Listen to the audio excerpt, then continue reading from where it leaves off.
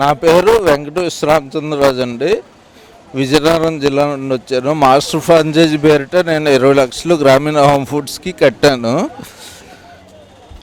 September 27వ తేదీని agreement అయింది sir. October నుండి నాకు రావాల్సిన బెనిఫిట్స్ ఏమీ రాలేదు. నేను కట్టిన 20 లక్షలకు తోడుగా నేను గోడౌన్ రెంట్స్ అవన్నీ పే చేసుకుంటున్నాను. దానికి గాను మరో 4 లక్షలు అయిందండి ఇంతవరకు. అతను ఏమీ ఇవ్వలేదు ఇంతవరకు. 24 లక్షలు ఇప్పుడు వచ్చిన బాధితులందరూ 4 రాష్ట్రాల నుండి వచ్చారండి. అంటే ఎవరికైతే వ్యాపారం ఇంకా సాగించుకోవాలని ఉందో వాళ్ళు సాగించుకుంటారండి. మా కొంతమంది ఉద్దేశం అయితే క్యాన్సిల్ చేసి ఇంక ఇది పూర్తిగా నడదు, మా డబ్బులు కూడా నష్టపోతున్నాం అని చెప్పి ఈ కట్టిన డబ్బులను కనీసం మాకు ఇప్పించగలరని మీడియా తరపు నుండి, పోలీసు వారి తరపు నుండి, ప్రభుత్వం తరపు నుండి రిక్వెస్ట్ చేస్తున్నాం సార్.